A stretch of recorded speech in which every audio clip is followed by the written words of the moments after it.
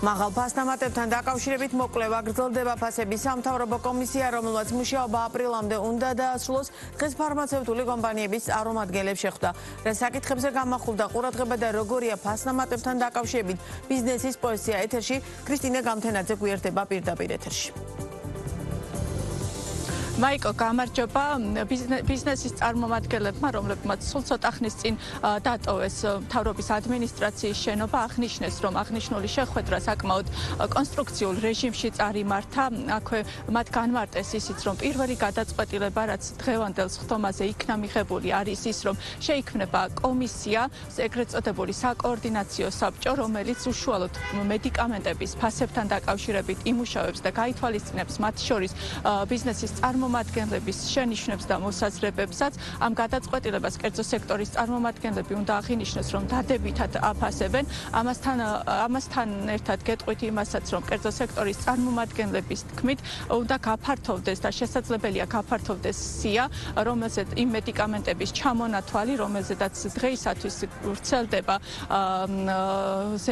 ეგრეთ წოდებული ზედა ზღვარი და მათი განმარტებით დღეისათვის დაახლოებით 7,000 მედიკამენტია, რომელზედაც დღეს რეფერენტული ფასები მოქმედებს და ქვეყანაში ამასთანავე რეგისტრირებულია დაახლოებით 11,000 მედიკამენტი და კერძო სექტორის წარმომადგენლების თქმით სია იმ მედიკამენტების ჩამონათვალი, რომელზედაც რეფერენტული ფასები შეიძლება გავრცელდეს, კიდევ უფრო მრავალფეროვანი გახდება. ამასთან ბიზნესის წარმომადგენლებმა განმარტეს ისიც, რომ გარკვეული მიმართულებით, თუ კი დიალოგი მთავრობის წევრებთან კონსტრუქციულ რეჟიმში გაგრძელდება, ფასების შემცირების გარკვეული რესურსი სხვადასხვა მიმართულებით არსებობს.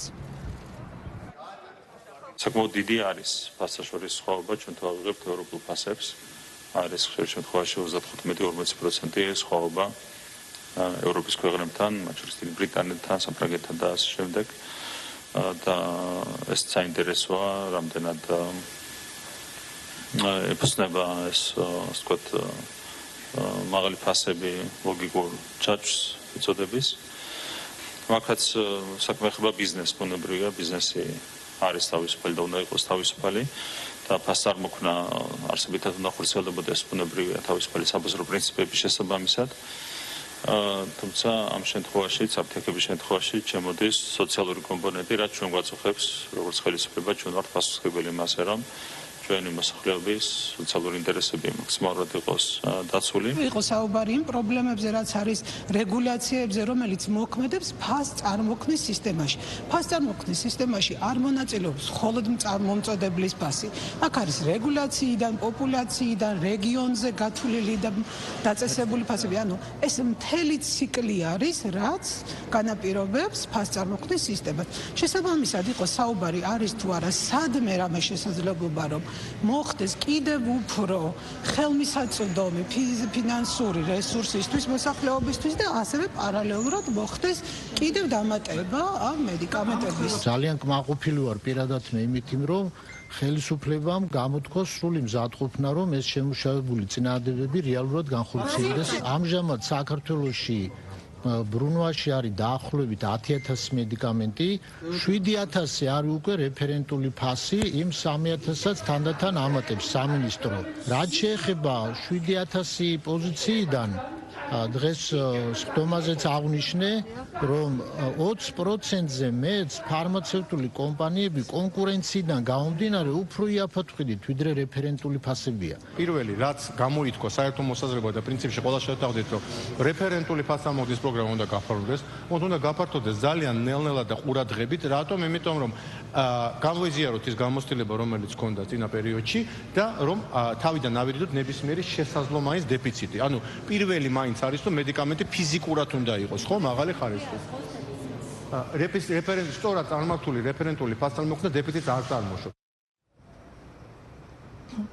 ფარმაცევტული კომპანიების წარმომადგენლებმა ასევე ხაზი გაუსვეს და აღნიშნეს ისიც, რომ არის გარკვეული პრობლემები და გამოწვევები, რაც მათ დღეს ოპერირებაში ხელს უშლის და მათი განმარტებით საბჭოს მუშაობის ერთ-ერთი თემა და მიმართულება სწორედ ესეც უნდა იყოს, მათ შორის ავერსის გენერალურმა დირექტორმა ჩვენთან საუბრისას ხაზი გაუსვა იმ ფაქტს, რომ წინა ჯანდაცვის მინისტრის მუშაობის დროს მიღებული იქნა დადგენილება, რომლის ფარგლებშიც თუ კი ეს დადგენილება ამოქმედდება ქვეყანაში, ვეღარ შემოვა გარკვეული მედიკამენტები და შესაბამისად მოსახლეობას მოუწევს უფრო ძვირადღირებული მედიკამენტების შეძენა.